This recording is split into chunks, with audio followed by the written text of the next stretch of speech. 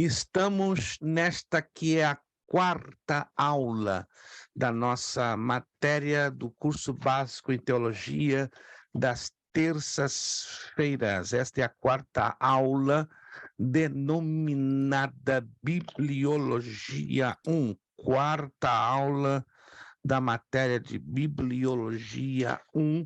Hoje é terça-feira, 2 de maio de 2023. Meu Jesus da misericórdia, estamos em maio, mês das noivas, mês das mamães. Tá correndo muito rápido, daqui a pouco é junho, inverno no hemisfério sul, né, no Brasil, e calorzão para rachar aqui no hemisfério norte, né? E pobre de nós que estamos aqui na Flórida, que vamos chorar forte, né? Se vocês vierem aqui em junho e julho, vocês vão ver o que é bom. Não é para tosse, não, é para cabeça, porque é muito quente aqui, pelo amor de Pai, dá vontade de ir para o Polo Sul, mas também temos que agradecer a Deus pelo calor, pelo frio e assim por diante. Meus irmãos, uma alegria grande estarmos juntos mais uma vez. Obrigado, irmã Bernadette, lá do Brasil, né? Está aí com 1 hora à frente. A família Grijó, Rubiane Amaral, Deus abençoe. Os Ramalhos estão aqui pertinho da gente, né? Pertinho, entre aspas, né? São 2 horas e meia de viagem, só Deus na causa, né? Mas Vou estão falar uma coisa pertinho. pra você, se você não foi dormir, Obrigado também, irmã Flávia Pitol, irmã Ronilca, irmão Elton, irmã Amanda, né, que tá ali, ó, na mão na massa, né? A tropa que ela tem em casa, se ela não colocar a mão na massa, dá problema.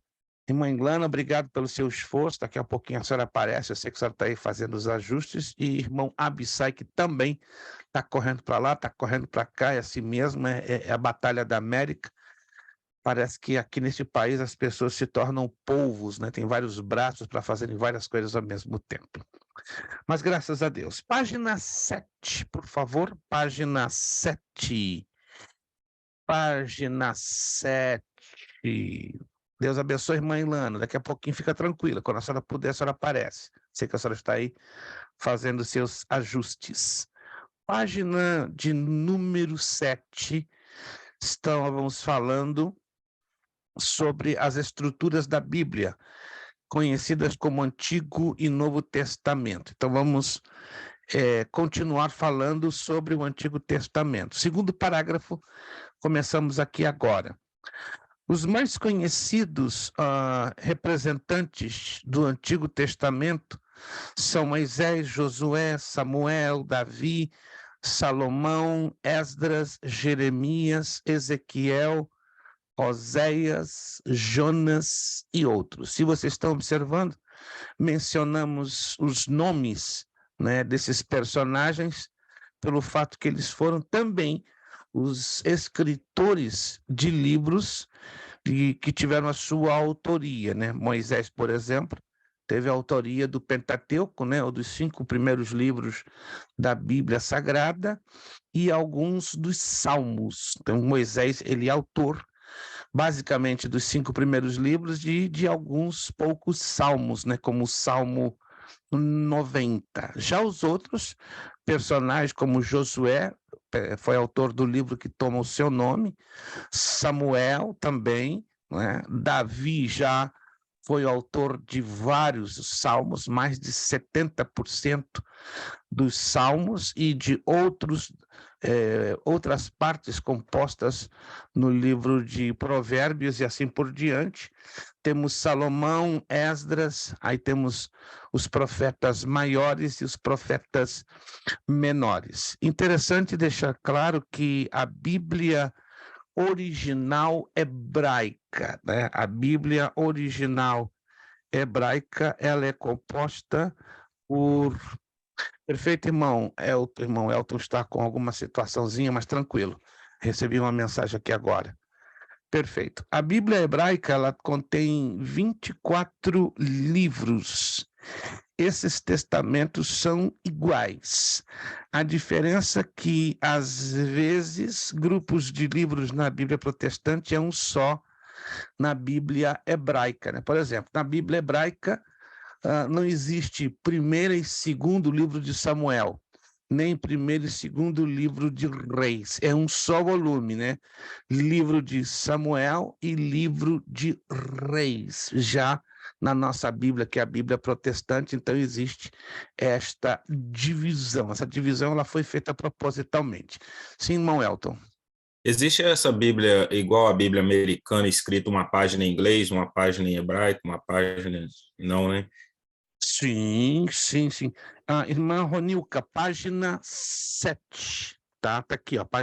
Tá pequenininho aqui, é o número 7, aqui embaixo, bem pequenininho, tá? E o título é número 6, o Antigo Testamento, segundo parágrafo. Então, eu sugiro que a senhora busque lá embaixo, pequenininho, número 7, e o número 6 está aqui em cima, ó. Número 6, o Antigo Testamento e o segundo parágrafo. Sim, existe, irmão Elton, depende muito da publicação.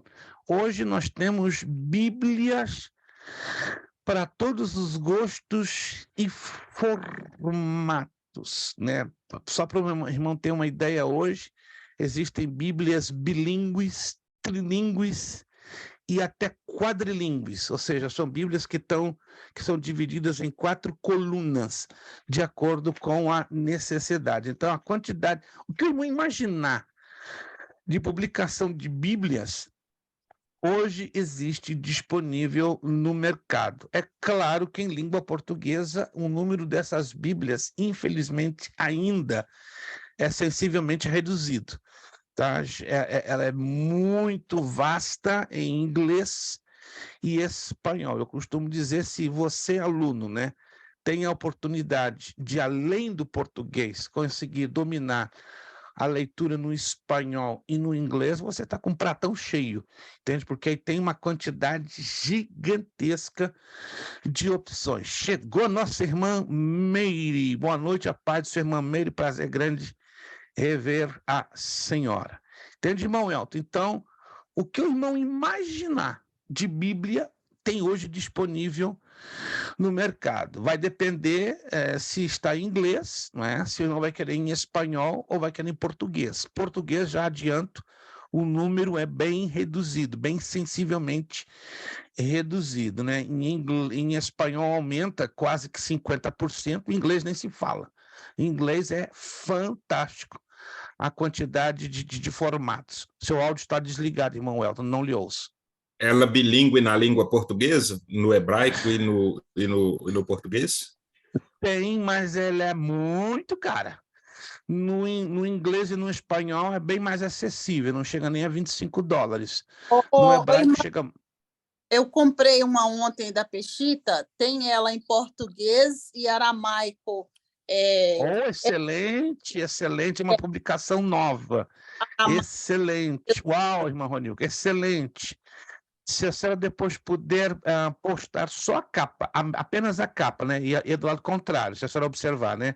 Que ela é do lado contrário, não é desse lado, já que a Peshita se lê do lado inverso. Se a senhora puder fotografar a capa, pelo menos vai ser fantástico, porque aí os alunos vão ter essa opção, não é, de ter a Peshita em aramaico e, na verdade, em hebraico, não é? Exato. Em hebraico e em português. Vai ser excelente, né? Porque vai ajudar ao aluno lá no futuro, o aluno que vai abraçar o bacharel em teologia, né? Inclusive, em um mês, nós vamos começar na classe de introdução ao hebraico, na nossa turma do bacharel em teologia, que funciona às segundas-feiras. Muito bom, irmã Ronico, obrigado por essa dica excelente. Tá? Eu já tinha ouvido rumores que eles iriam publicar a Peshita em português e hebraico, mas não tinha exatamente quando, né? Mas então já fizeram essa publicação, então já teve um excelente adiantamento. Vamos lá. Neste item, abordaremos os seguintes pontos, ou seja, na aula de hoje nós vamos abordar os seguintes pontos. Cronograma da escrita do Antigo Testamento, quadro demonstrativo, cânon, obras de Esdras e a canonização do Antigo Testamento, composição do Antigo Testamento. O Antigo Testamento, diga-se de passagem, é uma parte muito complexa da Bíblia, por ser, primeiro, a maior parte da Bíblia, 39 livros, por ser escrito em 2 idiomas, hebraico e aramaico, e pela sua complexidade cultural. né? E não apenas linguística, mas sobretudo cultural. Vamos lá, cronograma da escrita do Antigo Testamento. Veja como funciona a contagem dos anos AC, antes de Cristo. Primeiro, é preciso saber que esses anos são negativos. Segundo, quando se acrescenta números positivos em números negativos, o seu gráfico aparentemente diminui. Mas é só aparente. Vejam, 20 mais 5 quer dizer menos 15. No gráfico, menos 15 parece ser menor que o menos 20, mas, na verdade, menos 15 é maior que menos 20.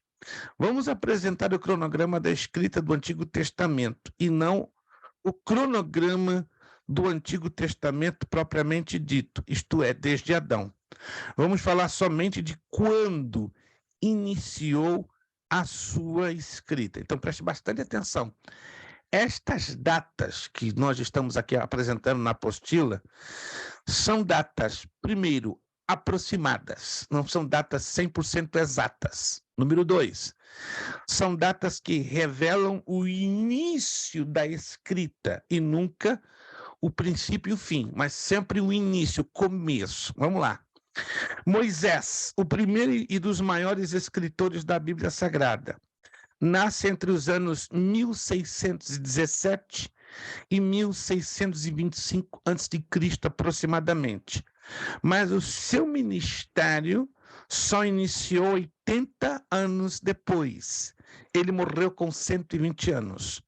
Moisés serviu o faraó por 40 anos no Egito. Essa é a primeira fase da vida de Moisés.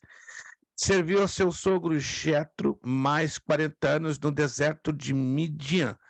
Se você observar bem, aqui eu coloquei Jetro com G, porque é uma variante. Jetro com J, que é muito comum você encontrar nas Bíblias do português do Brasil, mas as Bíblias do português de Portugal você encontra Jetro com G, bem interessante. Então eu fiz questão de reproduzir essa variante, né? Jetro com G. Creio que a maioria de vocês nunca já poderia imaginar que isso existisse, né? Mas existem muitas variantes entre o português do Brasil e o português de Portugal. Eu tenho duas Bíblias do português de Portugal e as variantes, né, gramaticais são enormes. Parece que você está lendo um outro idioma que não tem nada a ver com a nossa língua portuguesa, porque se trata da escrita gramatical do português de Portugal.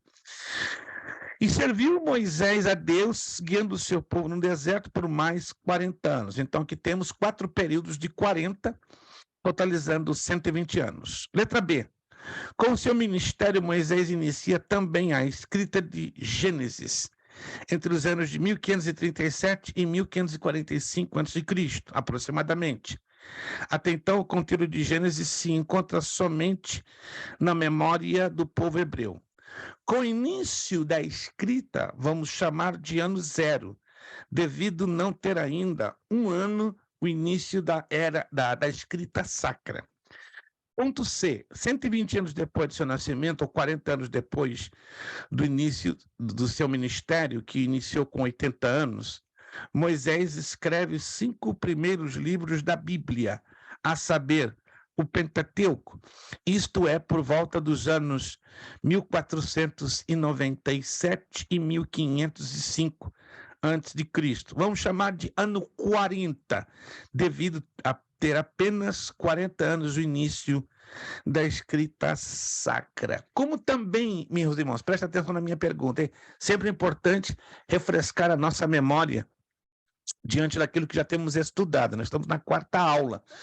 Então, eu quero acreditar que você, durante os últimos dias, tem folheado a apostila, feito uma revisão, tem procurado refrescar o que aprendeu.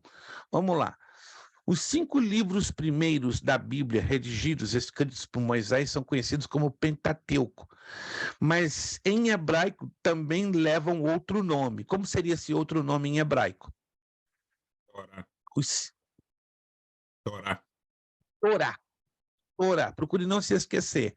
Os 5 primeiros livros de Moisés são conhecidos como Pentateuco ou Torá. Virando a página na letra D, virando a página. Depois da morte de Moisés, no ano de 1537 a.C., aproximadamente, Josué inicia a escrever os primeiros livros dos históricos, que tem o seu próprio nome, Josué, que ainda vamos chamar de ano 40. Alguém se lembra qual era o nome original de Josué? Porque este não é o nome original, né? Josué nasceu com um nome e Moisés trocou o seu nome para Josué. Mas como era o seu nome original? Alguém se lembra?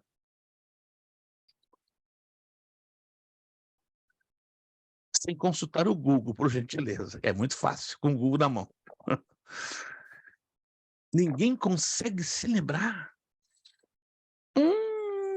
Vou dar uma dica aqui bonita. Tinha o nome de um profeta menor. Ou seja, o nome original de Josué é exatamente o mesmo nome de um profeta menor. Joel. Nada, nem Joel, nem Naum, mas o chute na trave está sendo bom. Amós. Ih, rapaz, deu outra na trave. Foi Oséias? Oséias, Angelina, levar 50 para casa. Oh, meu Deus! Angelina, mas Angelina, quando ela se aproxima da câmera, é perigoso, gente, que eu vi ela se debruçando, olha, ela vai fazer gol agora. Não deu outra Angelina, 50 para Angelina. Ô, pastor, reage, pastor Anderson, reage, arrebata esses pontos. Da sua filha, direito seu, o senhor é sacerdote, só pode arrebatar os pontos. A senhora também, irmã Sabrina, reage, não deixa a Angelina fazer gol com muita facilidade, não. Estou percebendo. A senhora está com desvantagem, o som está fora de alcance da senhora, né? Está na reta da Angelina, meu Deus, mas o que fazer, né? Diz a Angelina, né? Eu nasci assim. Vamos lá, Oséias, procure anotar em algum lugar, né? O nome original de Josué era Oséias. Agora eu vou dar 75 pontos para o aluno que eu sei que está lendo a apostila e lendo a Bíblia juntinho. Qual era o outro nome que tinha o sogro de Moisés? O nome que nós conhecemos é Jetro, mas o sogro de Moisés tinha outro nome. Reuel. Oséias. Reuel, Abissai, meu Deus, Abissai. Estou isento da prova, Não, a próxima está isenta. Já estou isento da prova. Olha, eu tinha 75, mas 75 aí deu 150. Mas a próxima fecha. A próxima, pode escrever Abissai. A próxima que o Abissai escrever já está. Ele lançar Reuel.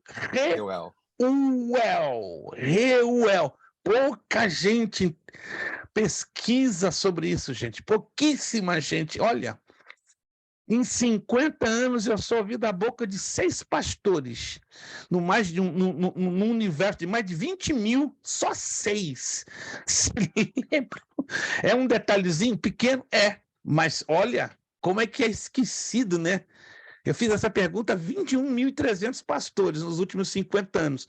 Só 6 se lembraram. Que coisa séria, né? Meu Deus! São detalhezinhos que o Antigo Testamento esconde, não é? Porque nós somos ensinados a ler o quê? A superfície da Bíblia e não a profundidade. Reuel. Perfeito. Vamos então ao quadro demonstrativo. Esse quadro demonstrativo é para a gente tê-lo mentalmente, né? Porque resume a cronologia histórica do Antigo Testamento. Letra A. Os primeiros 5 livros da Bíblia, Pentateuco, iniciado em 1537 e concluído em 1497 a.C., 40 anos de escrita. Os livros históricos, mais os poéticos e proféticos, iniciado em 1497, concluído em 400 a.C., ou seja, 1097 anos de escrita. De Gênesis a Esther, junto com Malaquias, foram 40 mais 1097, 1.137 anos. E mais 400 anos interbíblico, que são 1.137 mais 400, 1.537 anos. Então, de Gênesis a João Batista duraram 1.537 anos aproximadamente. Como é que se chamava também, irmãos, o chamado período interbíblico? Período interbíblico. Qual era outro nome? Intertestamentário. Também tem um outro nome, importantíssimo. Interbíblico, intertestamentário. Temos um terceiro nome. Período do silêncio de Deus. Mais do que isso, vamos colocar a coisa corretamente no plano da teologia. Mais correto. Irmão Elton está jogando para fazer gol, mas está batendo na trave. E eu já falei várias vezes, mas não conseguiram guardar na mente. Histórico, que o senhor fala? Veja bem, teologicamente, os 400 anos interbíblicos também são conhecidos como intertestamentário, mas também tem um outro nome, uma outra denominação que faz jus a esse período de 400 anos. Como é que ele se chamava também? Está na apostila. Talvez leram e não conseguiram se reter. Silêncio profético. Lembraram-se agora? Silêncio profético. O período que Deus fica em silêncio por 400 anos, entre Malaquias e Mateus. Nenhuma obra inspirada pelo Espírito Santo é produzida, tá? Entre Malaquias e Mateus. Daí o nome silêncio profético. Vamos ao cânon, que não se trata da máquina fotográfica Canon, por favor. Esquece da máquina fotográfica Canon. Se você tiver uma, eu tenho, amo, sou apaixonado de montão, entendeu? Mas esquece que aqui não se trata da máquina fotográfica. Se trata de uma terminologia, de uma expressão muito comum dentro da teologia, né? E quando estudamos bibliologia, isso não pode ser esquecido. A terminologia Canon literalmente vem de cana ou caná, tem duas pronúncias, cana ou caná. Tratava-se de uma planta oriunda do pântano, podendo ser o junco ou outra planta, que o seu caule é uma cana, como os bambus, ou as canas do Brasil, de acordo com Jó 40, verso 21, e Isaías 19, 6, que dentre muitas utilidades o pessoal da antiguidade selecionava as canas mais alinhadas, com seus gomos distribuídos mais igualmente para medir. Era o metro, ou a fita métrica, ou a trena da época, de acordo com Ezequiel 45, 7, 42, 16 a 19. Ainda na antiguidade, havia um ditado que se referia a tudo confirmado ou testado ou aprovado. Eles chamavam tudo que fosse confirmado, testado e aprovado de canonizado, que quer dizer medido. Agora, preste atenção, a Igreja Católica Romana, ela rouba essa palavra e faz uma aplicação distorcida, uma aplicação errada, né? Um exemplo, só um exemplo.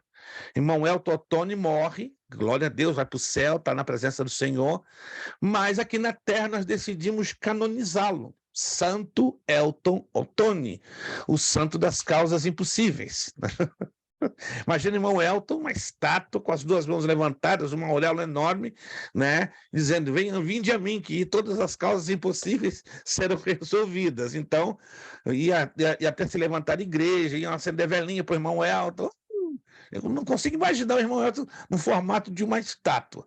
Mas aí nós temos um erro, porque a Igreja Católica ela usa uma expressão indevida, porque o termo teologicamente canonizado quer dizer autenticado, quer dizer confirmado, quer dizer medido. Então, quando a Igreja Católica diz fulano foi canonizado santo, é uma aplicação errônea, é uma aplicação falsa, é uma aplicação completamente fora de contexto. Agora, se formos usar a palavra canonizado ou canônico, o significado é medido, confirmado, testado, aprovado. Procure não se esquecer disso, que é importantíssimo. Então, os intelectuais na área religiosa no mundo atual chamam as coisas de confirmadas ou testadas e aprovadas de canonizadas, tá? Esquece dessa abordagem que a Igreja Católica faz, né? Porque essa é uma abordagem que até ficou na nossa mente, né? Irmão Grijó, e Gil Grijó está canonizado, não é santo. Canonizado quer dizer está confirmado. Na linguagem teológica, se eu digo que o irmão Gil Grijó está canonizado, é porque ele está confirmado, ele passou no teste, tá? Na teologia, esse é o significado, mas na visão católico-romana é completamente diferente. Agora, olha só aqui, no parágrafo de baixo. Conheçamos frases relativas, por exemplo, cânon, quer dizer mede, significa prova, teste. Canônico, medível, diz respeito a provável, testável. Canonizar, medir, constitui aprovar, testar. Canonizado, medido, denota aprovado, testado. Então, é importante que tenhamos em mente que tudo que está ligado a canônico ou cânon quer dizer confirmado ou testado ou autenticado. Em outras palavras, o Antigo Testamento possui 39 livros canônicos, isto é, inspirados, confirmados, autenticados pelo Espírito Santo. E o Novo Testamento possui 27 livros canônicos. Então, a Bíblia Sagrada toda, ela é constituída de quantos livros canônicos? Vamos lá, alguém se lembra?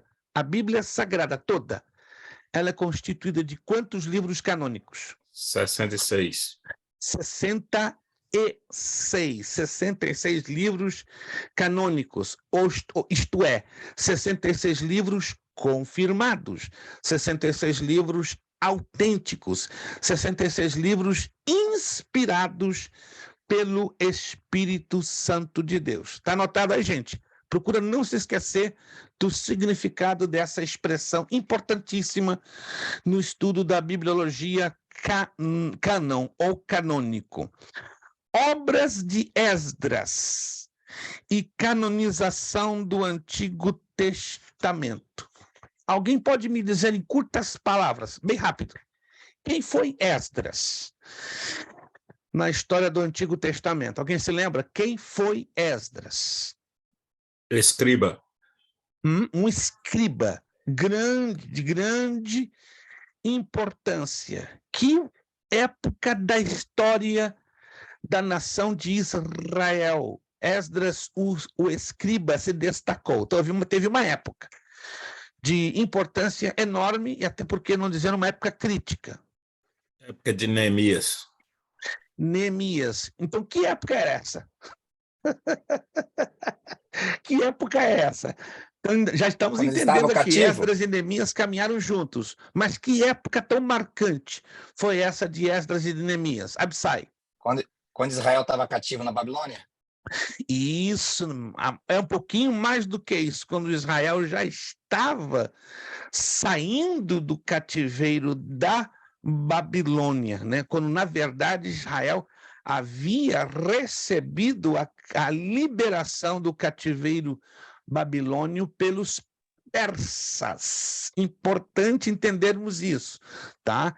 Esdras e Neemias já estavam em Jerusalém, já estavam em Israel, já estavam na difícil obra de reconstrução dos muros e da cidade de Jerusalém. Estavam eles debaixo da autoridade dos persas. Os babilônios já ficaram para trás, certo? Então procura ter isso em mente.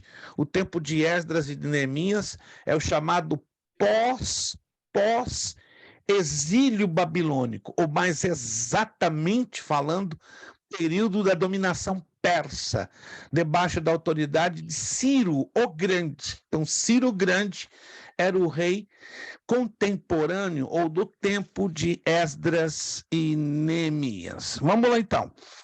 Segundo a Bíblia de Estudo Pentecostal, creio que vocês já devem ter ouvido falar dessa Bíblia, é uma Bíblia muito, muito famosa. Não tem livraria evangélica na América e no Brasil que você não encontre essa Bíblia. Essa Bíblia é igual a nota de $1. Você encontra ela em qualquer lugar, até no Amazon. Ela é muito famosa e ela tem, claro, estudos importantíssimos, comentários muito importantes. A primeira edição foi feita em 1995, na página 753, diz que a maioria dos estudiosos da Bíblia, com base na tradição judaica, ensina que o sacerdote escriba Esdras, seria Esdras 7:2, escreveu os dois livros de crônicas, o livro de Esdras, e ajudou a escrever o livro de Neemias. Então, a tradição judaica coloca Esdras como autor de 4 livros, né? Os 2 livros de crônicas, de Esdras e de Neemias. E ainda, com base na tradição judaica, esses estudiosos da Bíblia afirmam que Esdras também canonizou o Antigo Testamento. Se eu estou dizendo aqui, presta atenção na minha pergunta, se eu estou aqui dizendo, tá, que na tradição judaica, os estudiosos da Bíblia afirmam que Esdras canonizou o Antigo Testamento, o que isso, na verdade, está querendo nos dizer? Esdras canonizou o Antigo Testamento. O que isso quer nos dizer? Vamos lá, coloca a mãos em miúdo. Que ele confirmou todos os 39 livros como algo inspirado por Deus e compactou. Exato. Perfeito. Então, Esdras confirma todos os 39 livros do volume conhecido como Antigo Testamento, né, como parte inspirada do Espírito Santo, tanto para a nação de Israel como para nós cristãos que reconhecemos, né, esta parte da Sagrada Escritura conhecida como Antigo Testamento. Agora, olha os critérios que Esdras usou para a canonização do Antigo Testamento. Preste muita atenção, esses critérios são interessantíssimos. Esta análise seguia 3 critérios, a saber, Esdras perguntou: quem escreveu o livro? Quando escreveu o referido livro? Para quem o escreveu? Ou qual é o destinatário dos livros em questão, como prova que são autênticos do Antigo Testamento? Essa análise ela está no comentário Champlin, de Norman Champlin. Se você já ouviu falar sobre esse comentário, é o melhor. Ele é o the best comentário bíblico hoje disponível. Ele é carinho. Quem está correndo atrás para comprar esse comentário sabe que ele é mais de $1.000. Mas, irmãos, é o tipo do comentário que você compra e esquece. Não precisa comprar nenhum outro até o arrebatamento da igreja. Estou falando sério. É excelente, é caro, dói no joelho, se eu posso dizer assim. Mas você está com uma biblioteca daquelas excelentes, de excelência. Não precisa se preocupar comprar mais nada. Alguém está correndo atrás desse comentário? Alguém já ouviu falar do comentário de Norma Champlin? Sim. Irmã Sabrina, só ela? Irmã Meire, irmão Elton. Só que já tem. Bem... Quem? Eu já tenho, o pastor Valentim parcelou em parcela perder de vista lá para nós. Oh, olha que coisa bonita. Olha lá, irmão Elton conseguiu com o pastor Valentim, né? Alguns de vocês devem conhecer o pastor Valentim da Gerizim Books em Danvers, Massachusetts. Ele eu acredito que é a única pessoa que eu conheço nos Estados Unidos no ramo de livraria em língua portuguesa que consegue fazer isso, né? O preço, né, é lá em cima, mais de $1.500, $2.000, e ele parcela para você a perder de vista. Se você tem interesse em comprar um bom livro, ainda que seja caro, mas com parcelamento de perder de vista, eu vou postar no grupo o número de telefone, o endereço do pastor Valentim. Ele faz remessa para qualquer parte dos Estados Unidos. Não importa que você more em New Jersey, Nova York, Flórida, ele manda para qualquer parte dos Estados Unidos, né? E se você disser, eu sou aluno da Academia Bereia, do pastor Luiz Prestes, olha, ele vai negociar com você um bom desconto, tá? Um bom desconto e vai te abençoar. Porque o interesse dele não é ganhar dinheiro, embora é o ganha-pão dele, mas ele quer facilitar o máximo a vida dos leitores e dos alunos. Irmão Elton, tinha alguma colocação a fazer? Faça, por favor. Não, perfeito. Perfeito, tá? Então eu vou postar no grupo o endereço e o número de telefone da Gerizim Books. Eu não ganho absolutamente um centavo, não estou aqui fazendo propaganda para bônus atrás de mim, né? Eu faço isso pela facilidade que o pastor Valentim oferece, né, para os alunos que têm o interesse em adquirir obras de teologia, né? E o envio é rápido, né? Não leva mais de uma semana, que no máximo 6, 5 dias chega aí no conforto da sua casa, né? E você é atendido pela sua filha, irmã Priscila, na maioria das vezes ela que é responsável pela conversação com os clientes. Vamos lá, então. Vamos, então, conhecer esses critérios de canonização do Antigo Testamento. Quem escreveu o livro? Segundo Champlin, nós estamos mencionando as obras de Champlin que são as melhores. A resposta tinha que ser a maior autoridade religiosa da época. Isto é, o principal representante de Deus entre os israelitas. Exemplo, quem era a maior autoridade na época da redação do livro de Deuteronômio? Maior autoridade espiritual, sem dúvida nenhuma, Moisés. Aí temos Josué, Samuel, Davi, Salomão, Isaías, Jeremias, Ezequiel, Esdras, sempre na época que o livro está sendo escrito, se destacava uma autoridade espiritual. Então, era necessário identificá-la primeiro. Depois, uma ressalva. O reino de Israel era um reino teocrático. Deus nunca esteve isento do reino de Israel, virando a página. O Senhor sempre esteve ali, abençoando, ajudando, livrando, punindo. Ele sempre estava lá. Esta é a causa da existência dos livros de 1º e 2º de Reis e Esther, que se trata de relatos reais, visto que em uma análise superficialmente esses livros são anônimos, mas os resultados de uma pesquisa mais profunda, esses livros têm autoria de grandes autoridades da Bíblia. Eu creio que já fiz essa pergunta, né? E não está fugindo o contexto do nosso estudo de hoje, mas eu vou repetir, eu creio que eu já fiz essa pergunta, vou fazê-la de novo, provavelmente alguns de vocês vão se lembrar, não vão ter dificuldade em me dar a resposta, mas outros vão ter um pouquinho de dificuldade de lembrança. Quais foram os reis do Israel unido? Lembre-se que a nação de Israel passou por 2 fases. Uma fase que esteve o reino unido e depois uma fase que o reino se quebrou em 2. Tá? Então, esqueça essa fase que o reino se quebra em 2. Vamos nos lembrar do Israel unido. Quais foram os reis do Israel unido em ordem cronológica? Quem se lembra? Foram 4 reis. 4. Diga, irmão Elton. Salomão? Não, foram 4. Saul, Davi, Salomão já são 3. Está faltando 1.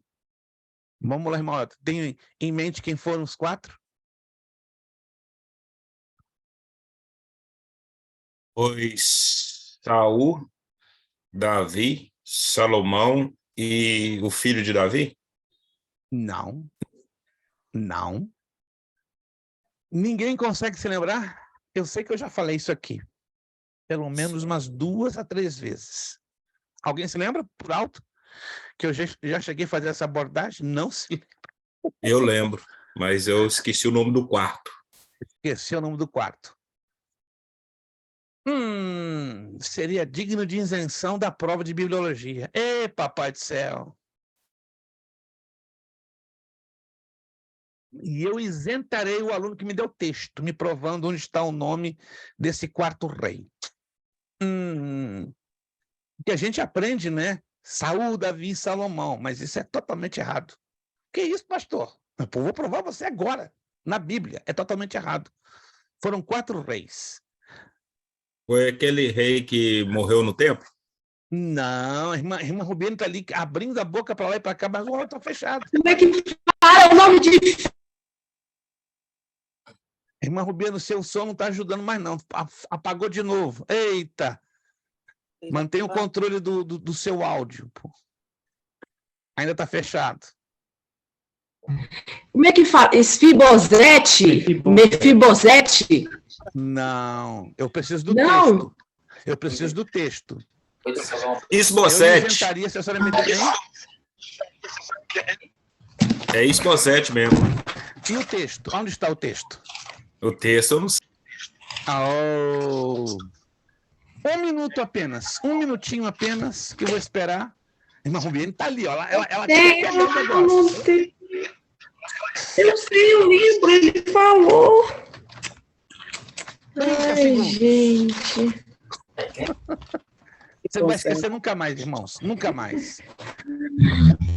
15, 14, 13, 12. Segunda Samuel 2.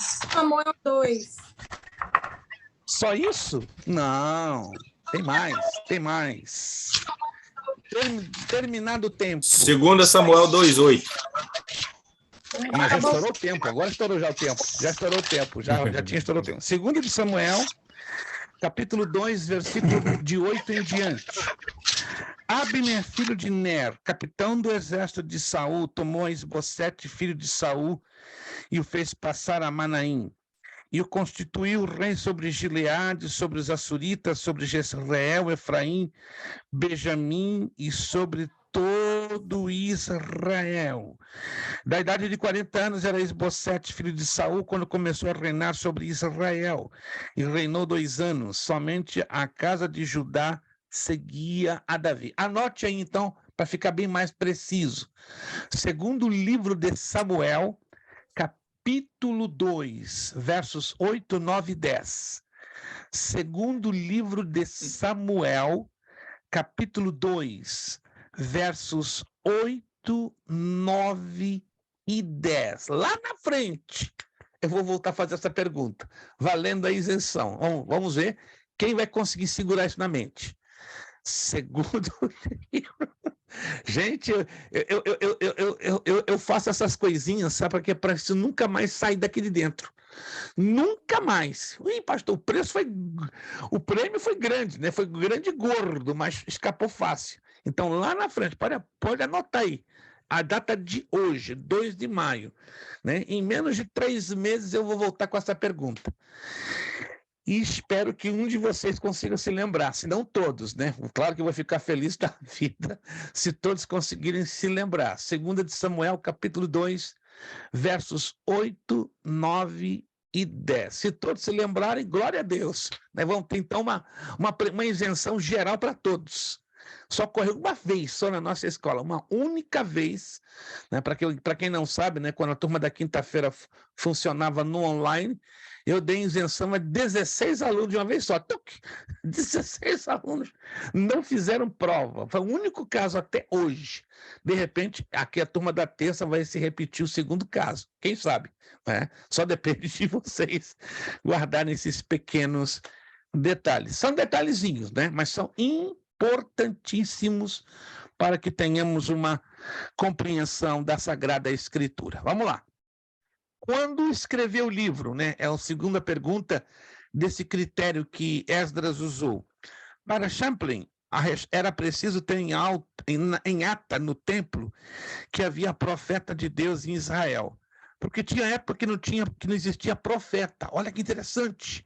Existia época que Deus não tinha representante em Israel, isto é, não havia ninguém que poderia falar em nome de Deus, especialmente os anos 400 antes de Cristo. O que aconteceu nos anos 400 antes de Cristo? Nós já falamos disso hoje.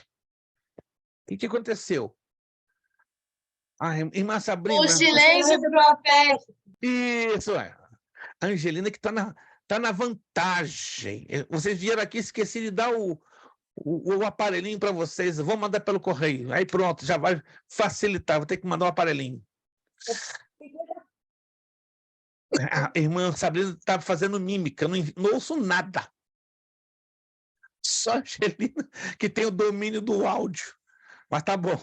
Mas o aparelhinho estava aqui. Aí a gente fala a resposta e ela vai para o computador mais rápido. Tem que dividir esses pontos aí, pastor. Mas a senhora vocês estão em desvantagem porque o áudio de vocês só está abençoando a Angelina, entendeu? Então a Angelina está sendo esperta na história. Eu não Então, vou responder mais. Eu acredito que vai ser a melhor saída para a Angelina, para ela quebrar um pouquinho a cabeça, entendeu? Tem que dar a oportunidade também à senhora, né? E ao pastor Anderson, né? Aí fica um negócio meio complicado, mas toda a questão do som, né? Que o som ele só dá vantagem na reta para a irmã Angelina, mas tá tudo bem. Isso vai ser resolvido. Vou mandar o aparelhinho pelo correio, aí eu vou estar ouvindo todo mundo. Vamos lá. Mas, pastor... Sim. A irmã Bernadette também tá respondendo tudo aí, ó, na caixinha aí, tá? Antes de todo mundo, tá? Presta atenção na caixinha piscando aí. Ela respondendo. Aqui para mim também está com problema, não está aparecendo tudo de uma vez. Pois é, a Bernadette tá respondendo aí tudo. Então ela tem que fazer um gesto para que eu possa então detectar. Eu acho que você vai ter que isentar a sala inteira, entendeu, pastor? Mais fácil. Vamos ver. Vai depender da produtividade. Vocês são excelentes negociantes. Gente, eu pensei que o judeu aqui era eu. Não é? O judeu aqui era eu que posso negociar, mas parece que vocês têm um espírito, né, de bons negociantes, né? Não. Descendência turca. Turco, concordo com a senhora. Quando eu estive na Turquia, eu sofri muito. Olha, foram 47 dias de pesadelo. Faltava negociar minha roupa íntima. Que coisa, sério. Povo, para gostar de negociar, né? Até o macarrão que eu comia, o camarada negociava do meu lado. 30% Saíde, né? Que Saíde é mestre. Eu falei, meu Deus, me tira daqui porque é demais, é muita negociação para o meu gosto. Mas vamos lá. Vamos deixar um pouquinho o espírito de turco de lado e vamos trabalhar com o espírito mais solidário, mais fraternal. Vamos lá. Os mesmos representantes de Deus teriam um período para executar essa importante missão de escrever livros sacros. Exemplo, Moisés só poderia escrever livros dessa natureza depois dos 80 anos de idade, isto é, após ser enviado por Deus. Antes não, por causa do propósito que Deus tinha com Moisés. Para quem escreveu, o livro tinha que ser escrito para os filhos de Israel. Interessante. Não valia livros escritos para qualquer nação, excetuando a de Israel.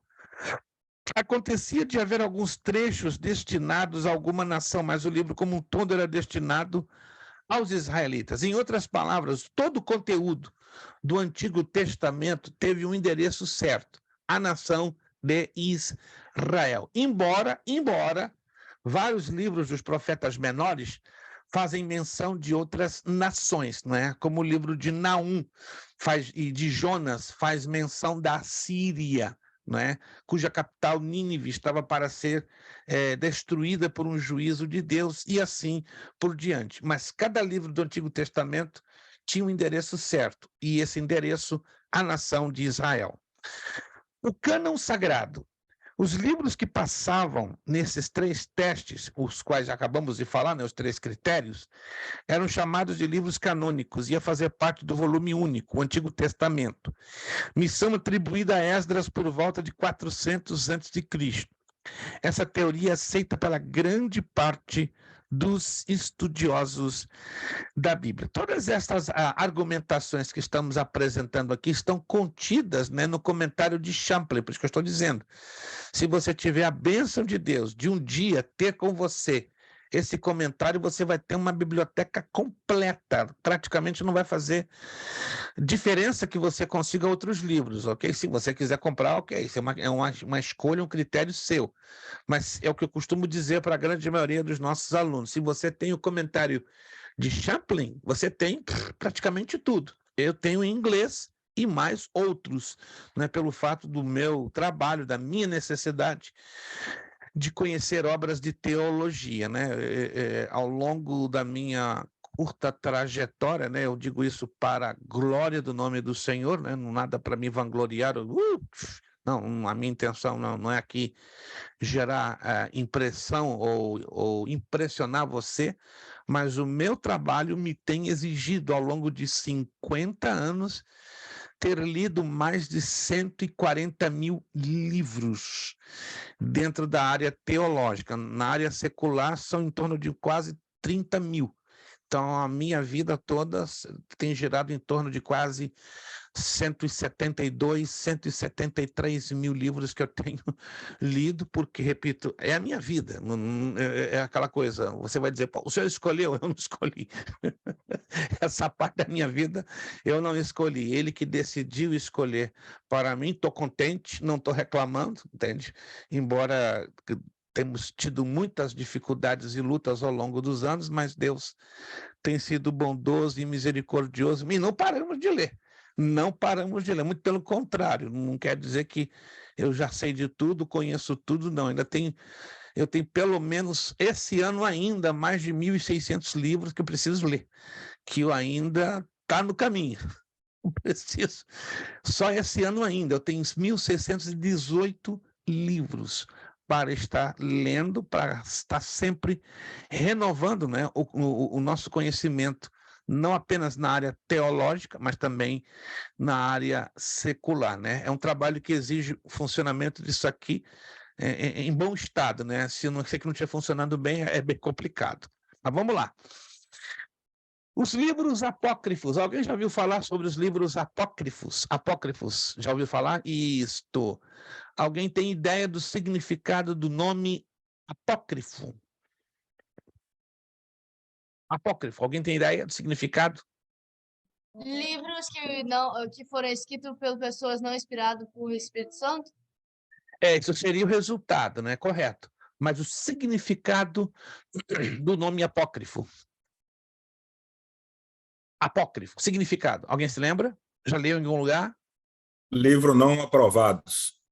Não, isso é consequência, eu quero a causa. Significado, literal, ao pé da letra. Livros não inspirados por Deus. Isso é consequência, eu quero causa. Causa, significado, sinônimo de apócrifo. Apócrifo, anote aí, oculto, escondido. Apócrifo, oculto, escondido. Se vocês estão dando a resposta como uma consequência, como resultado. Mas o significado literal de apócrifo é oculto, escondido. Para Champlin, os livros que não passaram no teste eram chamados de livros apócrifos, mesmo que eles possam ter destino aos filhos de Israel, mas foram escritos por pessoas não autorizadas em uma época intertestamentária, ou seja, foi escrito no período do silêncio profético. Isto é, não havia testamento ou alguém que falasse em nome de Deus. Os livros apócrifos do Antigo Testamento são 7. O total deles chegou a 14, mas os 7 mais conhecidos pela Igreja Católica Romana são Tobias, Judite, a Sabedoria de Salomão, Eclesiástico, Baruque e a Carta de Jeremias. Os 2 livros de Macabeus e mais trechos acrescentados ao livro de Esther e Daniel, os quais foram inseridos na Bíblia Católica Romana. Composição do Antigo Testamento, já falamos, nós já sabemos. O Antigo Testamento é composto por 39 livros e esses livros são divididos em grupos conforme as suas características: Pentateuco, históricos, poéticos e proféticos. Vamos lá. Pentateuco, vamos fazer aqui uma rápida recapitulação. Quantos livros constituem o Pentateuco? Quantos livros? Tá dando tchauzinho, Angelina? Ih, tá todo mundo dando tchauzinho. Ih, eu não falei para dar tchauzinho. Peraí. Peraí. Gente, vamos nos organizar. Eu fiz uma pergunta e vocês estão me dando tchauzinho. Calma, devagar. Olha a Angelina, tá animada. Ela que puxou o carro. Quantos são os livros que constituem o Pentateuco, gente? Vamos lá. 5. Estão insistindo, dá tchauzinho, gente. Gênesis, 5. Êxodo. Agora sim, falaram. 5. Tá lá. 5, perfeito. Os livros históricos são quantos? Engasgaram. 12. 12! Agora saiu o pulmão da nossa irmã Rubiane. 12, caiu aqui no meu ouvido. 12, lá do outro lado. Os livros poéticos, quantos? 7. Não. 5. Os livros poéticos foram 5. Jó, Salmos, Provérbios, Eclesiastes e Cantares. E os livros proféticos? O total... 17. 17. Irmã Rubiane está com o facão bem amolado hoje. Pai do céu. Vamos ter que comer um churrasco na chapa o mais rápido. Pena que está chegando aqui na outra semana, né? Na outra semana eu estou na Filadélfia. Meu Deus! Mas eu vou encontrar com vocês em junho. Desculpa que abri parênteses. Em junho eu vou me encontrar com vocês. Porque eu vou estar em New Jersey. Eu vou estar em Newark. Com o pastor Reginaldo Bretas. Se vocês conhecem o pastor Reginaldo Bretas. Ok. Ali vou me encontrar com vocês, mas fica tranquila, eu vou colocar a data direitinho e vou me encontrar com vocês. Vai ser 16, 17, 18 Glória a Deus. de junho. Mas depois a gente vai colocar a data direitinho, a gente vai se encontrar em junho, se Deus quiser, em Newark, New Jersey. Voltando, Pentateuco. Segundo a Bíblia de Estudo Pentecostal, essa expressão Pentateuco é a tradução grega da Bíblia, a saber, Septuaginta. Do grego pente é 5 e teurós significa rolo, livro. Pentateuco, então, significa 5 leis. Do hebraico, Torá, que quer dizer lei. Conheçam 7 detalhes importantes sobre o Pentateuco. A Septuaginta, como acabamos de falar, tinha um outro nome conhecido, até com uma abreviatura, né, em 3 letrinhas. Qual era o outro nome que tinha também a Septuaginta? Alguém se lembra? O outro nome que tinha a Septuaginta. Eu já falei sobre isto. Rolo? Não. Quero dar 50 pontinhos. 50. A Septuaginta tinha um outro nome. E ela era conhecida por 3 letrinhas. 3 letrinhas. Lei. Ninguém tá conseguindo se lembrar. Lei? Não. A Septuaginta também era conhecida como a versão dos 70. LXX. Lembraram agora? Septuaginta, também conhecida como a versão dos 70. Versão dos 70. LXX. Anote isso aí. Então, era outro nome conhecido pela tradução grega do Antigo Testamento. Lembra-se que o Antigo Testamento originalmente foi escrito em hebraico e aramaico, e ela, traduzida ao grego, ganhou o nome de Septuaginta ou versão dos 70. Vamos ver alguns detalhezinhos do Pentateuco. Número 1. 5 livros, a saber, Gênesis, Êxodo, Levítico, Números e Deuteronômio. Número 2.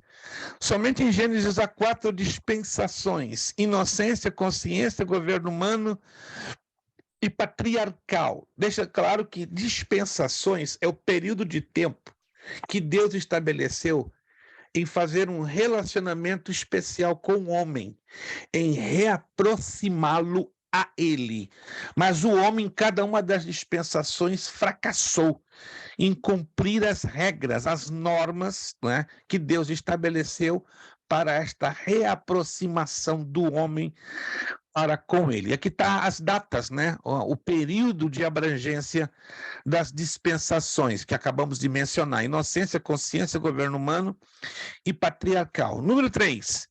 O Pentateuco narra a história dos filhos de Israel fora da sua terra e a sua trajetória no deserto por 40 anos, saindo do Egito e indo a Canaã. Então, o Pentateuco evidencia Israel fora de sua terra. Número 4, conteúdos do Pentateuco.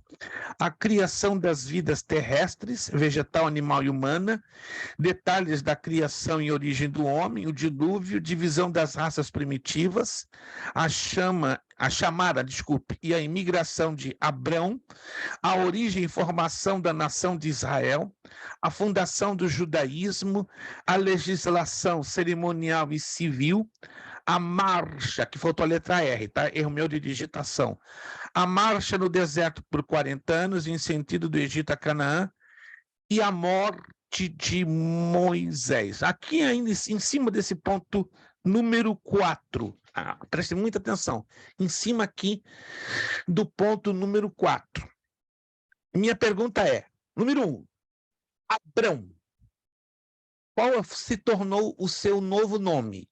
E o significado do seu antigo e do seu novo nome? O Significado novo de Abrão e significado de Abraão.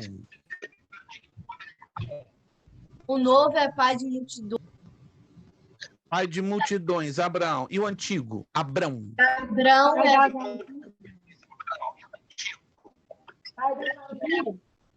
Pai das alturas. Pai das alturas. Pergunta, Abraão, era judeu ou não? E se não era judeu, qual era a sua nacionalidade? Repita a pergunta. Abraão era judeu ou não? Se era, aonde ele nasceu? E se não era? Caldeu. Caldeu, não era judeu. Era Caldeu.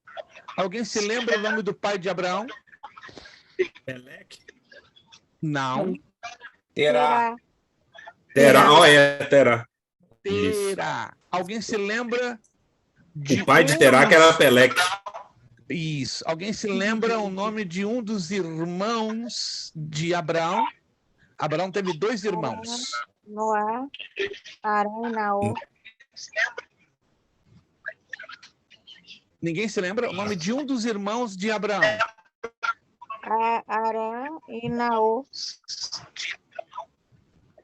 Naor e Ló. Naor e Ló, que seria o correto. A última perguntinha. Arã e Naor. Está vendo alguma interferência?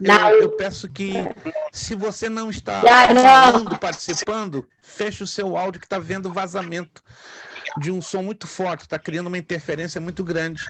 Só quem está participando em falar, por favor, aí abra e feche o seu áudio, mas está alguém que está com alguma interferência muito forte no pano de fundo. Eu estou vendo aqui, deixa eu ver aqui quem está com o áudio aberto. Naô e Arã foram o quê? Hein? Naô e Arã foram o quê? Irmãos de Abraão. O senhor perguntou quem foi irmão de Abraão, não? Isto. Deixa eu fechar aqui. Mas o senhor falou que o irmão de Abraão, Ló não é irmão, sobrinho, não? Sobrinho, irmão. Interessante isso. Sobrinho, irmão. Vamos fechar aqui. Deixa eu ver aqui.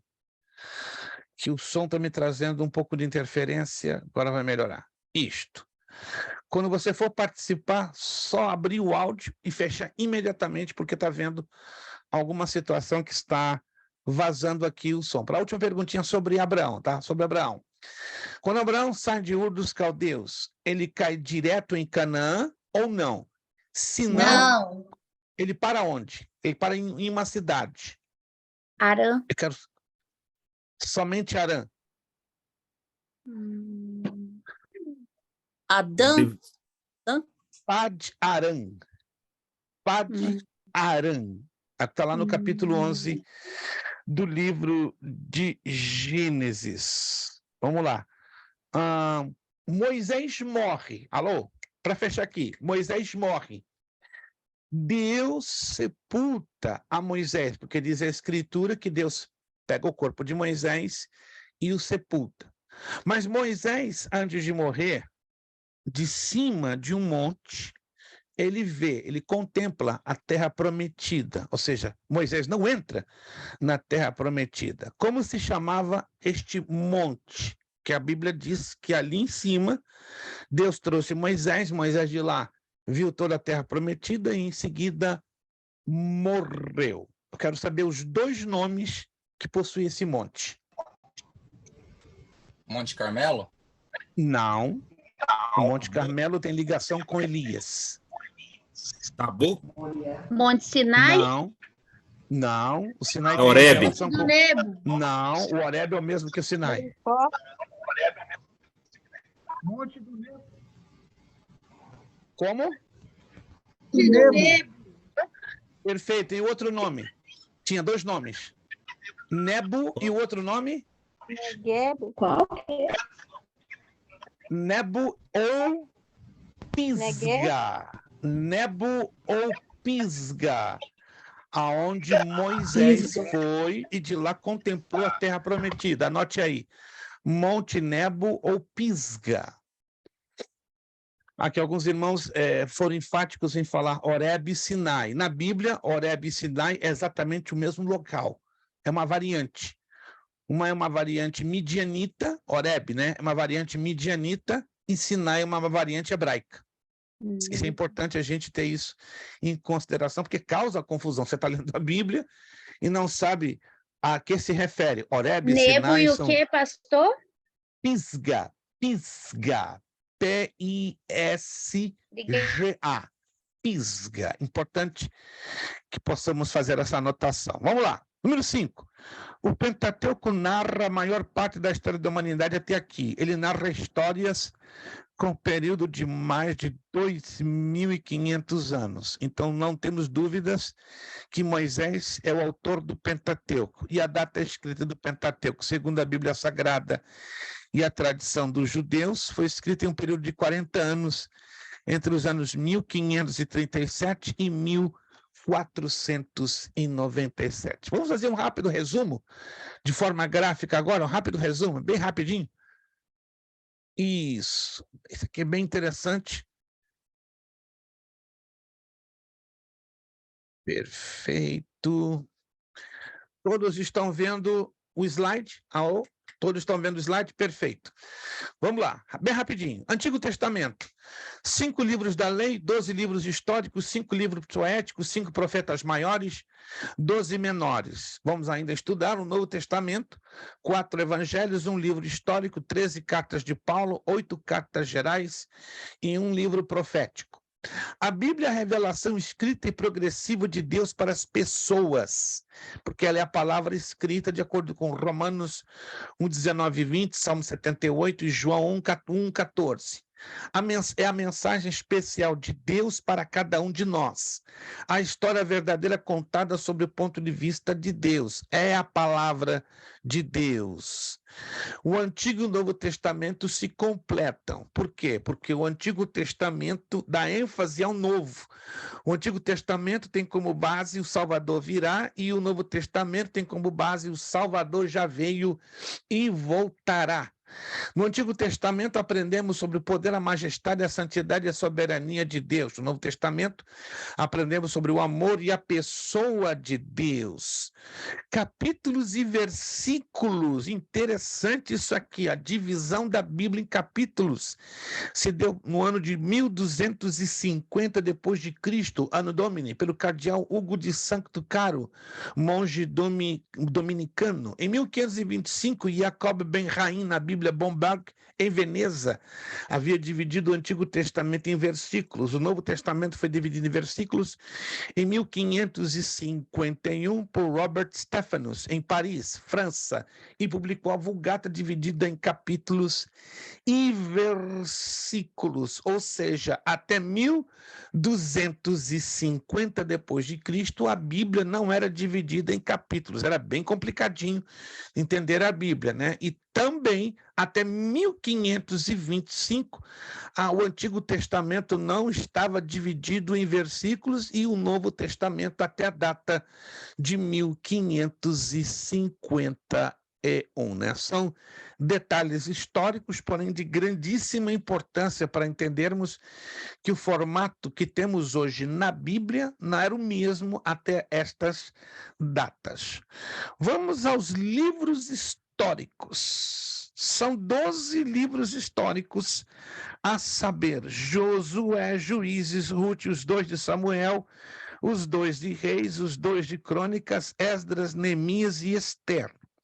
Esses livros são de autoria, Josué, Samuel, Esdras, e os demais são realmente crônicas, também conhecidas como atas reais. Segundo Wikipedia 2018, Josué escreveu um livro que traz o seu próprio nome, a saber, Josué, com auxílio de Finés ou Eleazar. O livro de Juízes foi escrito por Samuel. Os livros de 1º e 2º de Samuel foram escritos por Samuel, Gad e Natã. Os livros de 1ª e 2ª de Reis foram escritos por Jeremias. Os livros de 1ª e 2ª de Crônicas foram escritos por Esdras. Veja um linguajar peculiar do Antigo Testamento. Não é coerente dizer, isso aqui é interessante, ó. 1 Samuel. Tem muita gente que está no púlpito. 1 Samuel. Não. 1 Reis, 1 Crônicas, é totalmente errado. Se você costuma dizer isso, ou já ouviu alguém dizer, totalmente errado teologicamente falando. Visto de que se trata de livros, faz um highlight aí para você entender isso aqui, ó. Livros, está no masculino. E livro é no masculino. Língua portuguesa, gente. Como nossa língua portuguesa é complicadinha. Papai do céu.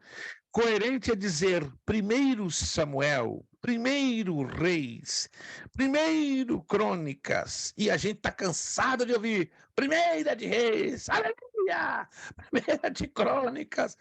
Dói no ouvido. Não sei no seu, mas no meu dói demais. 1 de Crônica, papai do céu, o que está vendo? Virou feminino? Não, é 1º livro de Crônicas, 2º livro dos Reis, 1º livro das Crônicas. Então, o coerente é 1º, masculino, não primeira. Não muda o sexo do livro, meu irmão, minha irmã. Deixa ele quietinho como 1º, né? Deixa ele como masculino, porque isto é a concordância nominal, né? Apropriada e complexa da nossa maravilhosa, abençoada língua portuguesa. Inclusive, eu estou ministrando, né, no Bacharel em Teologia e segundas-feiras, né, uma matéria que vai deixar alguns de vocês que foram para o Bacharel de cabelo branco. Português e técnicas de redação. Eita, estamos estudando isso aí no Bacharel. Português e técnicas de redação usando a Bíblia como livro-texto. O pessoal ontem ficou meio angustiado. Pastor, misericórdia. Ué. Bacharel em Teologia, isso mesmo, é um nível um pouco mais elevado, né? E temos que usar a Bíblia como livro-texto, porque o português da Bíblia é um português muito lindo. Não sei se alguém já observou isso. É lindo, é muito polido, é muito erudito, tá? É muito limpo e é difícil. Então, nós temos que aprender a interpretar certas palavras características do vocabulário da nossa Bíblia em língua portuguesa. Vamos conhecer os 7 detalhes sobre os livros históricos, talvez detalhes que você nunca se apercebera antes, né? Eu tenho certeza que você já passou pelos livros históricos, mas será que você se percebeu ou se apercebeu desses 7 detalhes que aqui vamos falar? Vamos lá. Número 1. Os livros históricos narram a história dos israelitas depois que chegaram à sua terra, a Canaã, o atual estado de Israel na Palestina. Preste atenção. O nome Canaã, essa parte de terra, abrange hoje, atualmente, o estado de Israel. No tempo do Antigo Testamento, esta parte de terra, lá no Oriente Médio, que hoje conhecemos como Estado de Israel, o Antigo Testamento chamava de Terra de Canaã. Mas nos tempos de Jesus, quando os romanos dominavam a mesma região, tinham outro nome, ganhou outro nome, Palestina. Hoje a expressão Palestina ela é aplicada a 3 partezinhas que estão dentro do mapa da nação de Israel, que é a Cisjordânia, está na parte de cima, tá, da nação de Israel, as colinas de Golã, no meio, bem no meiozão, e a faixa de Gaza. Então, essas 3 partes, são 3 partes isoladas, hoje é conhecido como Palestina. Mas nos tempos de Jesus, Palestina correspondia todo o mapinha que seria hoje a nação de Israel, mas que no Antigo Testamento tinha o nome de Canaã. Se você for lá na sua Bíblia, não são todas as Bíblias, mas algumas Bíblias, lá no finalzinho, tem mapas que vão orientar você a entender o que era Canaã e o que era Palestina. Dê uma olhadinha, assim, na sua Bíblia tem, de repente a sua Bíblia tem, lá no finalzinho, um mapa colorido, um mapa em preto e branco, que vai te mostrar exatamente terra de Canaã, que é o território de Israel nos tempos do Antigo Testamento, e Palestina, o território de Israel nos tempos do Senhor Jesus Cristo. Nós vamos passar por essa matéria de novo, chamada Geografia Bíblica. Alguns de vocês ainda não passaram por esta matéria, mas nós vamos passar por ela e vai, olha, levantar poeira. A gente vai se despertar bastante para a compreensão das questões das divisões territoriais. São 9h38 da noite. Nós temos, então, 22 minutinhos para fechar a nossa aula de hoje. Segundo detalhe sobre os livros históricos.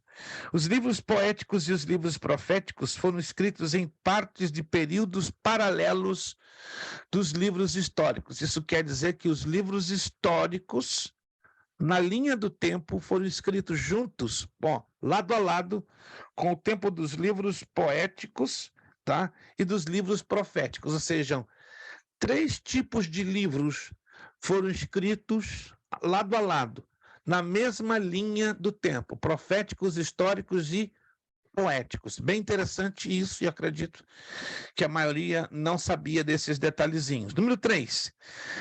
Período da escrita dos livros históricos, da entrada de Israel em Canaã, que aconteceu por volta de 1497 a.C., no comando de Josué, até o ano de 400 a.C., mais ou menos 776 anos. Lembrando de que todas as datas bíblicas são aproximadas, nenhuma delas são exatas. Neste caso, há uma imprecisão na data de alguns estados da história de uns 60 anos. Número 4. Os livros históricos abrangem quase uma dispensação completa, a dispensação da lei, que iniciou com a libertação dos filhos de Israel do Egito, especialmente com as tábuas da lei no Monte Sinai, e terminou com Jesus Cristo morrendo na cruz do Calvário. Número 5. Nos livros históricos inclui o período em que os juízes lideravam a Israel. Foram 13 juízes, a saber, Otoniel, da tribo de Judá, Eude, da tribo de Benjamim, Sangar, desconhecida a sua origem, Débora, da tribo de Efraim, Gideão, da tribo de Manassés, Tola, da tribo de Issacar, Jair, da tribo de Manassés, Jefté, da tribo de Manassés, Ibsã, da tribo de Judá ou Zebulon, Elon, da tribo de Zebulon, Abdon, da tribo de Efraim, Sansão, da tribo de Dan, Eli, juiz de Israel. Alguns historiadores incluem Samuel como o último juiz de Israel. Eu acato esta visão. Então, seriam, na prática, 14 juízes. 14 juízes. Desses juízes de Israel, eu faço uma pergunta.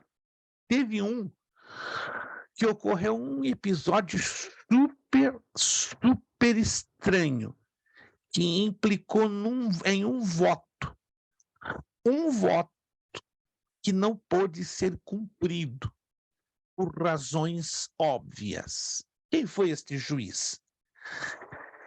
Fez um voto estranho, muito estranho. Sansão? Curiosamente, não. Foi aquele que disse que ao vencer a guerra daria sua filha por sacrifício? Quem foi ele? Nome dele? Jefté. Jefté. E você sabia que ele não pôde cumprir esse voto? Oh, vamos lá na Bíblia? Que interessantíssimo isso, né? E muita gente afirma que Jefté cumpriu esse voto e ele realmente, e a Bíblia não nos mostra que Jefté cumpriu esse voto. Vamos lá no livro de Juízes. Isso aqui é muitíssimo interessante e, repito, algumas pessoas insistem que Jefté, não é? Que coisa séria, que Jefté, ele cumpriu este voto e, na verdade, ele não cumpriu. O livro de Juízes, deixa eu puxar aqui o capítulo direitinho.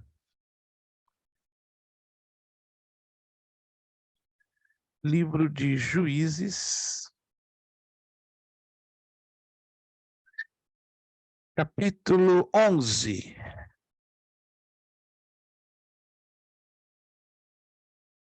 Juízes, capítulo de número 11. Juízes, capítulo 11, versículo 29. Vamos ler o contexto todo para não ficar nenhum tipo de dúvida, porque é um pouquinho polêmico, porque hoje eu ouço pastores ensinando e pregando, afirmando que Jefté cumpriu o voto, mas ele não pôde cumprir o voto, por uma razão muito clara, muito óbvia, o que nós vamos ler agora. Juízes, capítulo 11, versículo 29. Então o Espírito do Senhor veio sobre Jefté, e atravessando esse por Gileade e Manassés, passou até Mispá de Gileade, e de Mispá de Gileade passou contra os filisteus de Amon. Versículo 30, preste muita atenção, por favor. Versículo 30, Juízes, capítulo 11. Fez Jefté um voto ao Senhor e disse: se com efeito me entregares os filhos de Amon nas minhas mãos, quem primeiro da porta da minha casa me sairá ao encontro, voltando eu vitorioso dos filhos de Amon, esse será do Senhor, e eu o oferecerei em holocausto. Assim Jefté foi de encontro aos filhos de Amon a combater contra eles, e o Senhor os entregou nas mãos de Jefté. Este os derrotou desde Aroer até as proximidades de Minite, 20 cidades ao todo, e até Abel-Queramim, e foi muito grande a derrota. Assim, foram subjugados os filhos de Amon diante dos filhos de Israel. Verso 34. Vindo, pois, Jefté a Mispá, a sua casa, saiu-lhe a filha ao seu encontro, com adufes e com danças. E era ela filha única, e não tinha ele outro filho nem filha. Quando a viu, rasgou as suas vestes e disse: ah, filha minha, tu me prostras por completo. Tu passaste a ser a causa da minha calamidade, porque fiz voto ao Senhor e não tornarei atrás. E ela lhe disse: pai meu, fizeste voto ao Senhor, faze, pois, de mim segundo o teu voto, pois o Senhor te vingou dos teus inimigos, os filhos de Amon. Verso 37. Disse mais a seu pai: concede-me isto, deixa-me por 2 meses para que eu vá e desça pelos montes e chore a minha virgindade, eu e as minhas companheiras. Consentiu ele, vai, e deixou-a ir por 2 meses. Então se foi ela com as suas companheiras e chorou a sua virgindade pelos montes. Ao fim dos 2 meses, tornou ela para o seu pai, o qual lhe fez segundo o seu voto por ele proferido. Assim ela jamais foi possuída por varão. Daqui veio o costume em Israel, de as filhas de Israel saírem por 4 dias, de ano em ano, a cantar em memória da filha de Jefté, o gileadita. Perceberam no texto? Jefté não cumpriu o seu voto. E qual era o voto de Jefté? É como diz o livro de Eclesiastes, voto de tolo. Deus não se agrada de voto de tolo. Alguém está me acompanhando? E qual era esse Pastor, voto de tolo? Sim. Mas parece que mesmo ele não cumprindo o voto, ele cumpriu de outra maneira, né? Que ela não conheceu outro Mas varão. não do Ela se formato santificou para original. Deus. Isto. Hein?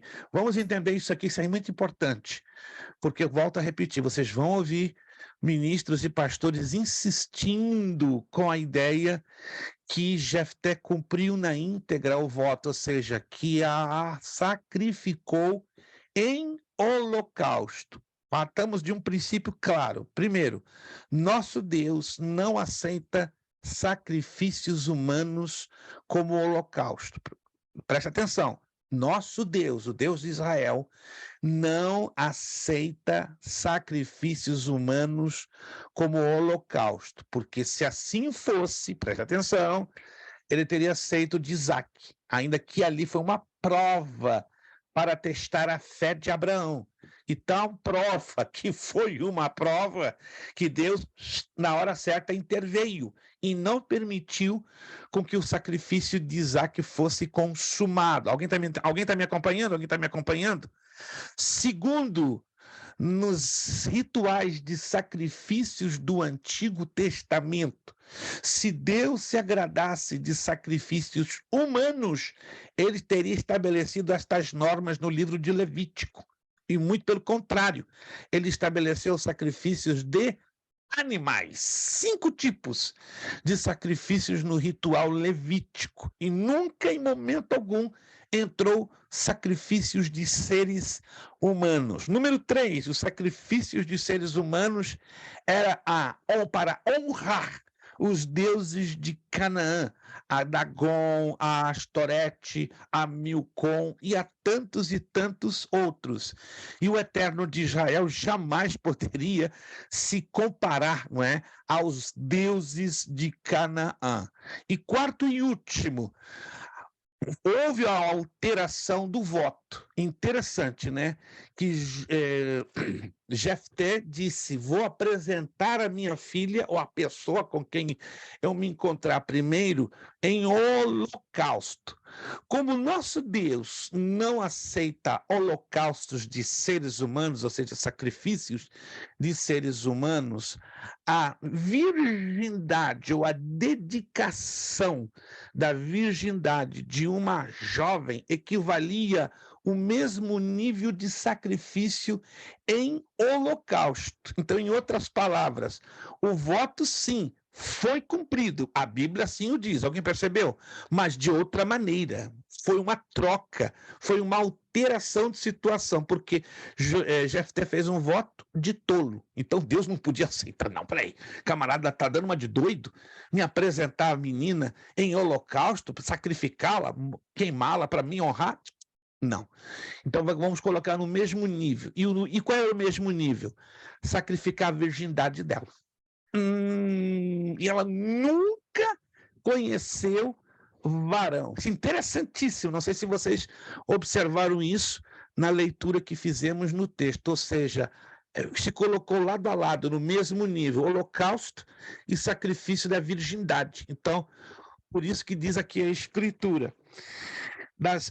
Daí veio o costume em Israel, das filhas de Israel saírem por 4 dias de ano em ano a cantar em memória da filha de Jefté, o gileadita, ou seja, que Jefté então sacrificou a virgindade da sua filha para agradar a Deus neste voto. Mas o voto na íntegra, ou seja, o sacrifício não foi cumprido porque Deus, de maneira nenhuma, aceita votos de tolos. Compreendido isso aí?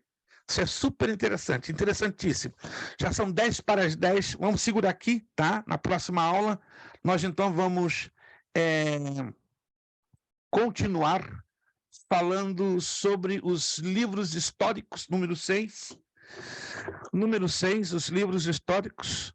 Próxima aula, então, será dia 7 e 9 de maio. Vamos começar com... sugiro que você, aluno, aluna, leia com atenção, ó, páginas 11, 12, da página 11 até a página, vamos ver aqui, da 11 a 18.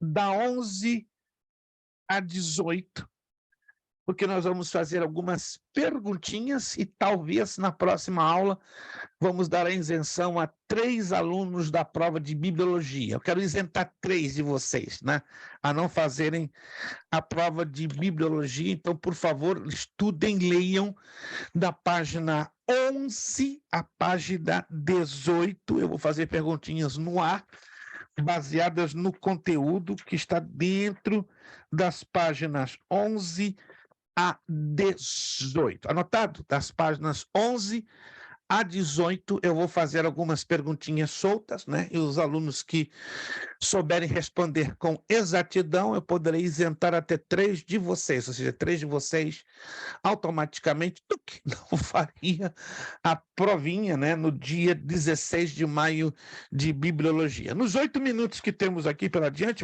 vamos corrigir o restante dos exercícios. Lembram-se, vamos então da página do exercício 25 até a 40. Do 25 a 40, lá atrás, tá? Nos exercícios 25 a 40. Aí você pode, por favor, já abrir o áudio, fique à vontade, agora abra o áudio, que eu quero que eu preciso ouvir vocês. Isso, vou aguardar que vocês possam estar abrindo aí o áudio de todos. Acredito que o sonzinho que estava tendo ali no fundo desapareceu. Se não, eu abro aqui do meu lado. Deixa eu ver se eu consigo abrir aqui do meu lado. Aí eu já libero o áudio de todos. Deixa eu ver aqui.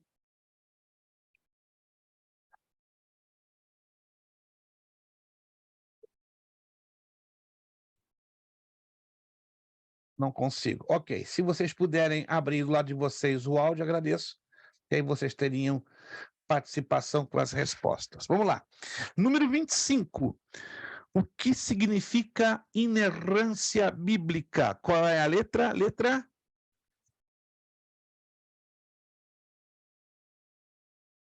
Áudio ainda fechado. Alguma coisa aconteceu, não foi da minha parte, não. Deixa eu ver aqui. Certo.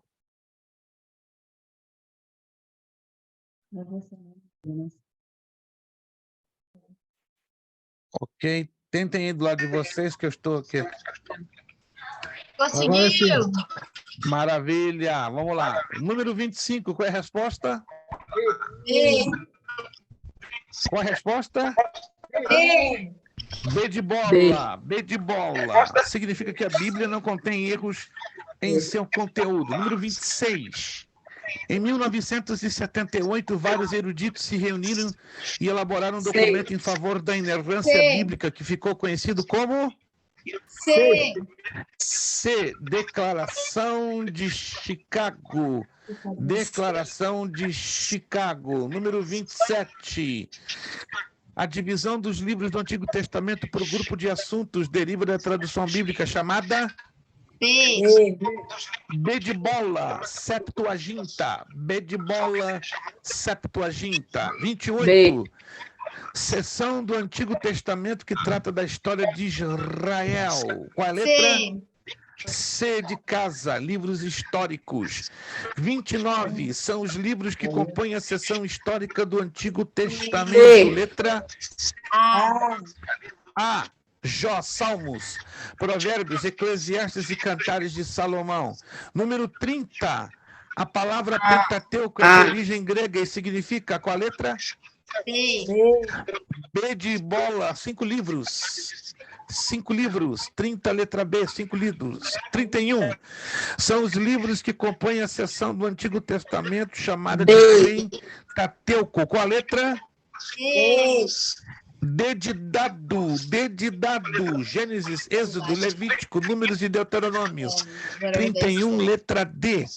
32 são os livros que compõem a parte biográfica do Novo Testamento. Com a letra B. B de bola, Bolívia, Mateus, Marcos, Lucas e João. 33, as cartas escritas por Paulo são comumente chamadas de C. C, epístolas paulinas. C de casa. 34, as epístolas que Paulo escreveu quando estava na prisão. Qual a letra? 34? Efésios, Filipenses, Colossenses e Filemão. 35 é o tema central da Bíblia. Letra 35. A. Jesus Cristo. 36. A língua original em que foi escrito o Antigo Testamento. 36, letra D. Hebraico. O hebraico. O aramaico apenas foi usado 1%. Opa! 37. Língua original que foi escrito o Novo Testamento. Letra B de bola, B de bola, 37, B de bola. 38, língua original que também, preste atenção, que também foi utilizada para escrever a Bíblia, mas com uma exceção em alguns livros apenas. 38, letra...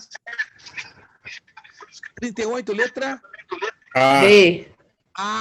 O aramaico.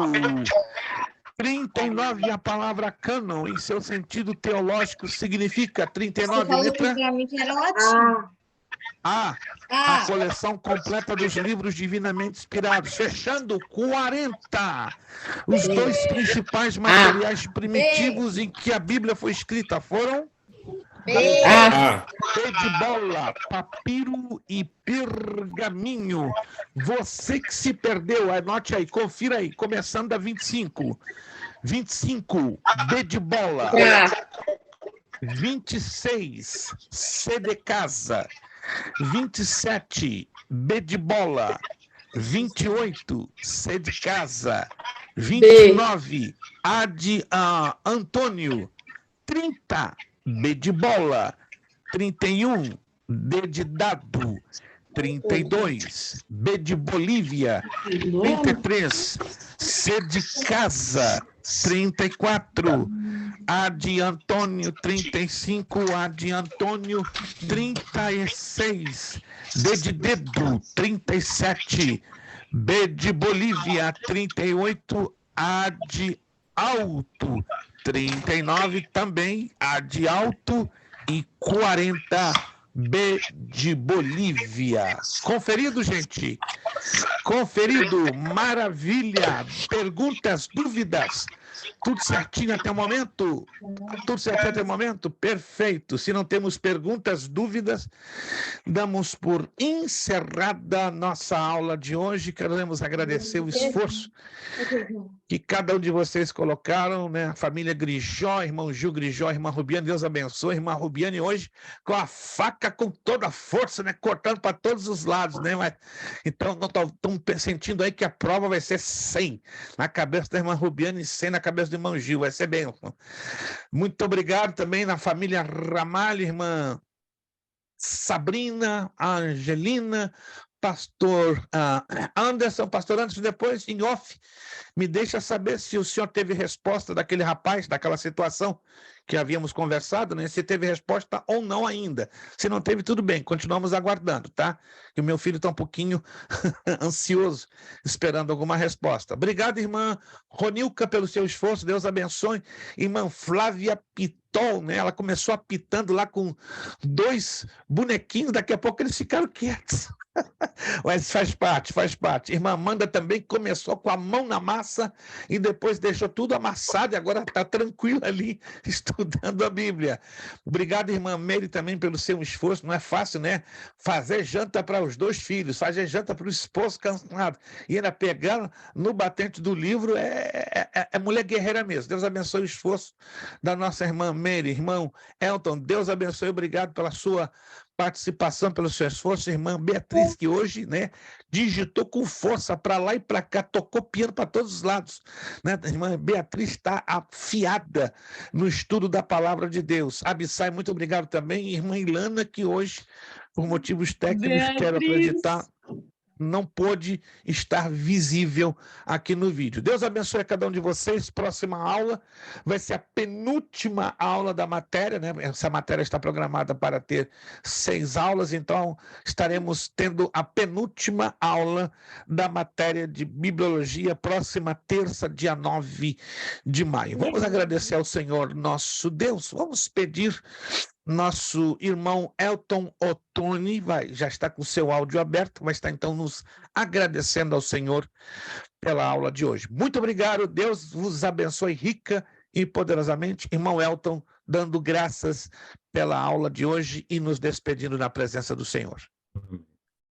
Oremos ao Senhor. Senhor, soberano Deus e eterno Pai, graças te damos, ó Deus, pelo privilégio de mais uma noite, o Senhor ter nos concedido, ó Deus, este momento para aprender a Tua palavra, ó Pai. Que o Senhor venha iluminar as nossas mentes, os nossos corações, para que nós possamos reter aquilo que o Senhor tem para nós, que o Senhor tem usado a vida do pastor Prestes para nos ensinar, Senhor. Que nós possamos ser canais de bênção para outras vidas. Aleluia. E que o Senhor seja o centro da nossa intenção aqui nessa aula, ó Pai. Pai, em nome de Jesus, abençoa a semana de cada um dos teus filhos, que eles venham ter uma semana abençoada de graça e da tua presença, Senhor, constante na vida deles. Fortalece a cada um de nós, nos dê perseverança e ser conosco, nós te pedimos, não somente hoje, mas para todos sempre. Amém. Amém. Nosso lema e fechamos a nossa aula de hoje. Seriedade. Seriedade. Compromisso. Compromisso. Disciplina. Disciplina. Seriedade. Seriedade. Compromisso. Compromisso. Disciplina. Disciplina. Seriedade. Seriedade. Compromisso. Isso. Disciplina. Não. É necessário que ele cresça e que eu diminua. É necessário que ele cresça e que eu diminua. É necessário que ele cresça e que eu diminua. E a Deus damos o quê? A honra, a glória e o poder. Muito obrigado, boa noite, bom descanso, abençoadíssima semana. Vejo vocês próxima terça, dia 9 de maio, se Deus quiser. Beijo no coração de cada um de vocês. Amo vocês em Cristo Jesus, vocês são especiais. Muito obrigado. Deus os abençoe. Próxima terça estamos aqui ligadinhos, se Deus quiser. A paz do Senhor a todos. Muito obrigado.